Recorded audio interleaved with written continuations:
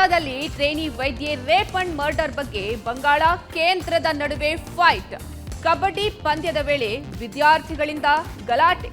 ಪತ್ನಿಯನ್ನ ಕೂಡಿ ಹಾಕಿ ಟಾರ್ಚರ್ ಕೊಟ್ಟ ಪೊಲೀಸಪ್ಪ. ಎಲ್ಲವನ್ನೂ ನೋಡ್ತಾ ಹೋಗೋಣ ಕರ್ನಾಟಕ ಟಾಪ್ 20ಯಲ್ಲಿ. ದೇವನಹಳ್ಳಿ ಬಳಿಯ ಕೆಂಪೇಗೌಡ ಅಂತಾರಾಷ್ಟ್ರೀಯ ವಿಮಾನ ನಿಲ್ದಾಣದಲ್ಲಿ ರಾಷ್ಟ್ರೀಯ ತನಿಖಾ ದಳ ಅಧಿಕಾರಿಗಳು ಶಂಕಿತ ಉಗ್ರನನ್ನ ಬಂಧಿಸಿದ್ದಾರೆ. ಅಜೀಜ್ ಅಹಮದ್ ಬಂಧಿತ ಶಂಕಿತ ಉಗ್ರ. ಹಿಜ್ಬುಲ್ ತಹ್ರೀರ್ ಭಯೋತ್ಪಾದಕ ಸಂಘಟನೆಯ ಅಜೀಜ್ ಅಹಮದ್ನನ್ನ ಏರ್ಪೋರ್ಟ್ನಲ್ಲಿ ಬಂಧಿಸಿದ್ದಾರೆ. ಅಜೀಜ್ ಅಹಮದ್ ವಿದೇಶಕ್ಕೆ ಪರಾರಿಯಾಗೋಕೆ ಯತ್ನಿಸ್ತಾ ಇದ್ದಾಗ ಆರೋಪಿನ ಎನ್ಐಎ ಅಧಿಕಾರಿಗಳು ಬಂಧಿಸಿದ್ದಾರೆ. ಅಜೀಜ್ ಅಹಮದ್ ಸೇರಿ 6 ಶಂಕಿತ ಉಗ್ರರ ವಿರುದ್ಧ ಎನ್ಐಎ ಪ್ರಕರಣವನ್ನು ಕೂಡ ದಾಖಲಿಸಿತ್ತು. ಯುವಕರನ್ನ ಮೂಲಭೂತವಾದಿ ಸಿದ್ಧಾಂತದಿಂದ ಉಗ್ರರು ಪರಿವರ್ತನೆ ಮಾಡ್ತಾ ಇದ್ರು. ಪಾನ್ ಇಸ್ಲಾಮಿಸ್ಟ್ ಮತ್ತು ಮೂಲಭೂತವಾದಿ ಸಂಘಟನೆಯು ಇಸ್ಲಾಮಿಕ್ ಕ್ಯಾಲಿಫೇಟ್ ಸ್ಥಾಪನೆ ಮಾಡೋಕೆ ಯತ್ನಿಸಿದ್ರು.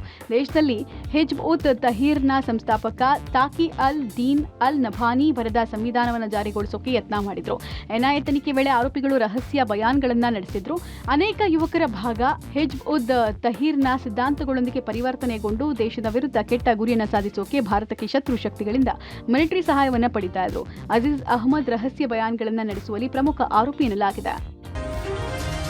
ಟ್ರೇನಿ ವೈದ್ಯ ಮೇಲೆ ಅತ್ಯಾಚಾರ ಮತ್ತು ಕೊಲೆ ಪ್ರಕರಣ ಸಂಬಂಧ ಬಂಗಾಳ ಸರ್ಕಾರ ಮತ್ತು ಕೇಂದ್ರ ಸರ್ಕಾರದ ನಡುವೆ ಫೈಟ್ ಜೋರಾಗಿದೆ. ಅತ್ಯಾಚಾರ ಘಟನೆಗಳ ನಿಯಂತ್ರಣಕ್ಕೆ ಸಂಬಂಧಪಟ್ಟಂತೆ ಜಟಾಪಟಿಯಾಗಿದೆ. ಅತ್ಯಾಚಾರ ಪ್ರಕರಣಗಳ ಕುರಿತು ಕಠಿಣ ಕಾನೂನುಗಳನ್ನು ಕೋರಿ ಪ್ರಧಾನಿ ಮೋದಿಗೆ ಪತ್ರ ಬರೆದಿರುವಂತಹ ಸಿಎಂ ಮಮತಾ ಬ್ಯಾನರ್ಜಿ ಪತ್ರಕ್ಕೆ ಕೇಂದ್ರ ಮಹಿಳಾ ಮತ್ತು ಮಕ್ಕಳ ಅಭಿವೃದ್ಧಿ ಸಚಿವೆ ಅನ್ನಪೂರ್ಣ ದೇವಿ ಉತ್ತರ ಕೊಟ್ಟಿದ್ದಾರೆ. ಪಶ್ಚಿಮ ಬಂಗಾಳದಲ್ಲಿ 48,600 ಅತ್ಯಾಚಾರ ಮತ್ತು ಪೋಕ್ಸೋ ಪ್ರಕರಣಗಳು ಬಾಕಿ ಇದೆ. ರಾಜ್ಯಕ್ಕೆ ಹೆಚ್ಚುವರಿ 11 FTSCಗಳ ಅನುಮೋದಿಸಿದ್ರೂ ಕೂಡ ಕಾರ್ಯಗತಗೊಳಿಸಿಲ್ಲ. ಅತ್ಯಾಚಾರ ಮತ್ತು ಮಹಿಳೆಯರ ವಿರುದ್ಧದ ಅಪರಾಧಗಳಿಗೆ ಕಠಿಣ ಕಾನೂನು ಮತ್ತು ಅನುಕರಣೀಯ ಶಿಕ್ಷೆಗಳು ಈಗಾಗಲೇ ಜಾರಿಯಲ್ಲಿದೆ. ಅತ್ಯಾಚಾರಕ್ಕಾಗಿ ಕನಿಷ್ಠ 10 ವರ್ಷಗಳ ಕಠಿಣ ಜೈಲು ಶಿಕ್ಷೆಯನ್ನ ಮತ್ತು ಜೀವಾವಧಿ ತನಕ ವಿಸ್ತರಿಸಬಹುದಾಗಿದೆ. ಅವುಗಳನ್ನು ಲಿಖಿತ ಮತ್ತು ಮನಪೂರ್ವಕವಾಗಿ ಜಾರಿ ಮಾಡಬೇಕು ಅಂತ ಮಮತಾ ಸರ್ಕಾರಕ್ಕೆ ಕೇಂದ್ರ ಸಚಿವೆ ಅನ್ನಪೂರ್ಣ ದೇವಿ ತಿರುಗೇಟು ಕೊಟ್ಟಿದ್ದಾರೆ. ತುಮಕೂರಿನಲ್ಲಿ ಮಕ್ಕಳ ಮಾರಾಟ ಜಾಲವೊಂದು ಬೆಳಕಿಗೆ ಬಂದಿದೆ. ನವಜಾತ ಶಿಶು ಕಳ್ಳತನ ಮಾಡಿ ನಕಲಿ ಜನನ ಪತ್ರ ಸೃಷ್ಟಿ ಮಾಡಿ ಮಾರಾಟ ಮಾಡ್ತಾ ಇರೋದಾಗಿ ಆರೋಪ ಕೇಳಿಬಂದಿದೆ. ವೈದ್ಯ ದಂಪತಿ ಡಾಕ್ಟರ್ ಕಿರಣ್ ಪತ್ನಿ ಶೋಭಾರಾಣಿ ಹಾಗೂ ಶ್ರೀ ಮಾರುತಿ ಮಲ್ಟಿ ಸ್ಪೆಷಾಲಿಟಿ ಆಸ್ಪತ್ರೆ ವಿರುದ್ಧ ಪ್ರಕರಣ ದಾಖಲಾಗಿದೆ. ಈ ಬಗ್ಗೆ ಕೇರ್ ಏಷಿಯಾ ಆಸ್ಪತ್ರೆ ವೈದ್ಯ ಡಾಕ್ಟರ್ ಶ್ರೀನಿವಾಸ್ ದೂರು ದಾಖಲಿಸಿದ್ದಾರೆ. ಡಾಕ್ಟರ್ ಕಿರಣ್ ಮತ್ತು ಪತ್ನಿ ಶೋಭಾರಾಣಿ ದಂಪತಿಗೆ ಮಕ್ಕಳಾಗಿರಲಿಲ್ಲ. ಈ ಬಗ್ಗೆ ಸಹೋದ್ಯೋಗಿಗಳಿಗೆ ತಿಳಿದಿತ್ತು. ಫೆಬ್ರವರಿ 29, 2024ರಂದು ಮಗುವಿನ ಮೊದಲ ಹುಟ್ಟುಹಬ್ಬ ಆಚರಿಸಿದ್ರು. ಮಗು ಹುಟ್ಟುಹಬ್ಬ ದಿನಕ್ಕೂ 4 ತಿಂಗಳ ಮೊದಲೇ ಆಚರಣೆ ಮಾಡಿದ್ರಿಂದ ಅನುಮಾನ ಬಂದಿತ್ತು. ಈ ವೇಳೆ ಜನನ ದಾಖಲೆ ಪರಿಶೀಲನೆ ಮಾಡಿದಾಗ ನಕಲಿ ದಾಖಲೆ ಸೃಷ್ಟಿ ಮಾಡಿರುವುದು ಬೆಳಕಿಗೆ ಬಂದಿದ್ದು, ತಪ್ಪಿತಸ್ಥರ ವಿರುದ್ಧ ಕ್ರಮ ಕೈಗೊಳ್ಳುವಂತೆ ಡಾಕ್ಟರ್ ಶ್ರೀನಿವಾಸ್ ಒತ್ತಾಯಿಸಿದ್ದಾರೆ. ಮಲೆನಾಡು ಭಾಗದಲ್ಲಿ ಮಳೆ ಆಗ್ತಿರೋದ್ರಿಂದ ತುಂಗಭದ್ರಾ ಜಲಾಶಯದ ಒಳಹರಿವಿನಲ್ಲಿ ಹೆಚ್ಚಳ ಆಗಿದೆ. 105.788 ಟಿಎಂಸಿ ನೀರು ಸಂಗ್ರಹ ಸಾಮರ್ಥ್ಯ ಹೊಂದಿರುವ ಜಲಾಶಯದಲ್ಲಿ ಈಗ 94.324 ಟಿಎಂಸಿ ನೀರು ಸಂಗ್ರಹ ಆಗಿದೆ. ತುಂಗಭದ್ರಾ ಜಲಾಶಯ ಭರ್ತಿಗೆ ಕೇವಲ 10 ಟಿಎಂಸಿ ನೀರು ಮಾತ್ರ ಅವಶ್ಯಕತೆ ಇದೆ. ಜಲಾಶಯಕ್ಕೆ 34,431 ಕ್ಯೂಸೆಕ್ ನೀರಿನ ಒಳಹರಿವಿದೆ. ತುಂಗಭದ್ರಾ ಜಲಾಶಯದಿಂದ 10,000 ಕ್ಯೂಸೆಕ್ ನೀರು ಹೊರಬಿಡಲಾಗ್ತಾ ಇದೆ. ಆಗಸ್ಟ್ 10ನೇ ತಾರೀಕು ತುಂಗಭದ್ರಾ ಜಲಾಶಯದ ಕ್ರಸ್ಟ್ ಗೇಟ್ ಕಿತ್ತು ಹೋಗಿತ್ತು. ಹೀಗಾಗಿ ತಾತ್ಕಾಲಿಕ ಗೇಟ್ ಅಳವಡಿಕೆ ಮಾಡೋಕೆ ಅಪಾರ ಪ್ರಮಾಣದ ನೀರನ್ನ ಟಿಬಿ ಡ್ಯಾಂನಿಂದ ಹೊರಗೆ ಬಿಡಲಾಗಿತ್ತು. ನಿರಂತರ ಪ್ರಯತ್ನದ ಬಳಿಕ ಆಗಸ್ಟ್ 18ನೇ ತಾರೀಕು ಜಲಾಶಯಕ್ಕೆ ಸ್ಟಾಪ್ ಲಾಗ್ ಗೇಟ್ ಅಳವಡಿಕೆ ಮಾಡಿದ್ರು. ಗೇಟ್ ಅಳವಡಿಕೆ ಬಳಿಕ ತುಂಗಭದ್ರಾ ಜಲಾಶಯ ಭರ್ತಿ ಹಂತಕ್ಕೆ ತಲುಪಿದ್ದು, ರೈತರು ಹಾಗೂ ಜಲಾಶಯದ ನೀರನ್ನೇ ನಂಬಿಕೊಂಡಿದ್ದ ಜನರು ಸಂತಸದಲ್ಲಿದ್ದಾರೆ.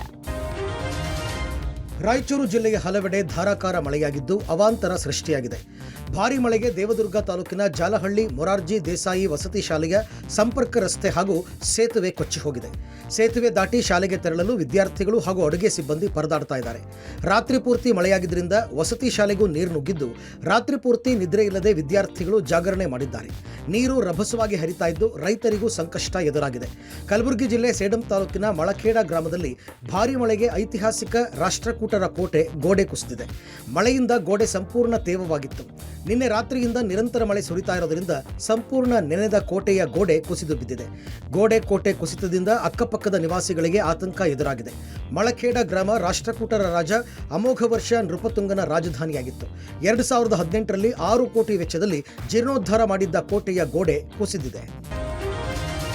ತುಮಕೂರು ಜಿಲ್ಲೆ ಮಧುಗಿರಿಯ ದಂಡಿನ ಮಾರಮ್ಮ ದೇವಸ್ಥಾನದ ಬಳಿ ಚಿರತೆ ಪ್ರತ್ಯಕ್ಷವಾಗಿದೆ. ದಂಡಿನ ಮಾರಮ್ಮ ದೇವಸ್ಥಾನದ ಬಳಿ ಚಿರತೆ ಕಂಡು ಸ್ಥಳೀಯರಲ್ಲಿ ಆತಂಕ ಹೆಚ್ಚಾಗಿದೆ. ಇಂದು ಬೆಳಗ್ಗೆ 6 ಗಂಟೆ ಸುಮಾರಿಗೆ ಚಿರತೆ ಕಾಣಿಸಿಕೊಂಡಿದ್ದು, ದಂಡಿನ ಮಾರಮ್ಮ ದೇವಸ್ಥಾನಕ್ಕೆ ನಿತ್ಯ ನೂರಾರು ಭಕ್ತರು ಆಗಮಿಸುವುದರಿಂದ ಭಕ್ತರು ಆತಂಕ ವ್ಯಕ್ತಪಡಿಸಿದ್ದಾರೆ. ಚಿರತೆ ಓಡಾಡುವ ದೃಶ್ಯ ಸ್ಥಳೀಯರ ಮೊಬೈಲ್ನಲ್ಲಿ ಸೆರೆಯಾಗಿದ್ದು, ಸ್ಥಳೀಯರಲ್ಲಿ ಆತಂಕ ಮನೆ ಮಾಡಿದೆ. ಇತ್ತ BRT ಹುಲಿ ಸಂರಕ್ಷಿತ ಅರಣ್ಯದಲ್ಲಿ 2 ಆನೆಗಳ ಕಳೆಬರ ಪತ್ತೆಯಾಗಿದೆ. ಚಾಮರಾಜನಗರ ಜಿಲ್ಲೆ ಬಿಳಿಗಿರಿ ರಂಗನಬೆಟ್ಟ ಹುಲಿ ಸಂರಕ್ಷಿತಾರಣ್ಯದ ಬೈಲೂರು ಯಳಂದೂರು ವನ್ಯಜೀವಿ ವಲಯದಲ್ಲಿ 2 ಆನೆ ಕಳೇಬರ ಪತ್ತೆಯಾಗಿದೆ.